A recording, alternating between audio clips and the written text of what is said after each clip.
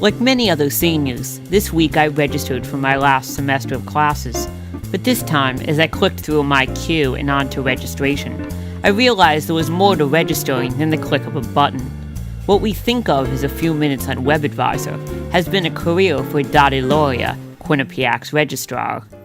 Well, the time of registration is probably one of our most peak and hectic times because all students are trying to get through the registration process. Everyone is meeting with advisors. Everyone is hoping to get their next semester courses in place.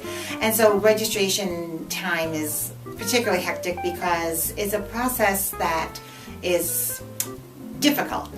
We can only guarantee so many students their first choices of classes. And so we do spend a lot of time trying to work with students and thinking about alternatives and walking them through a schedule that they'll be happy with. I have limited access to students. We have a lot of walk-in traffic, but that is primarily, those students are being greeted primarily by my frontline staff. I'm working extensively with monitoring the system, heavy on email, monitoring our registrar email account, which at a time like now with registration will be anywhere from 50 to 100 messages a day. Another facet of my day is meetings. We always seem to be having a lot of meetings. We right now may be in the throes of spring registration, but our meetings are right now based 6 months from now. We're in the process of planning for freshman orientation 2013. That's always a little interesting to be shifting gears from what's happening right now to thinking ahead to an event 6 months from now. Dottie has been the registrar here for 30 years and at the school for an amazing 46. Before working at QU, Dottie even got her associates here, back when it was called Quinnipiac College and situated on Lower Whitney Avenue in Hamden. After graduating in 1966, Dottie was offered a position in the Student Affairs Office and never left. While her commitment to students hasn't changed over the years, how she interacts with them is totally unrecognizable. When I think about being the registrar early in my career, students needed to contact us for any and all changes to their record. Now you go online and you can see if your grades have been changed or been submitted instantaneously. As soon as that change is done, it's available to you. So it's just pretty remarkable to us how we deliver that information.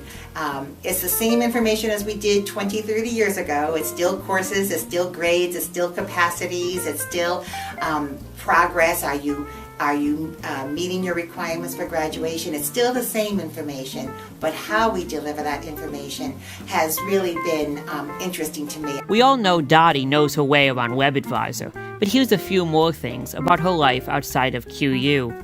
Dottie is a New Haven native who enjoys spending time with her stepchildren and 5 grandchildren, playing tennis and following Quinnipiac sports.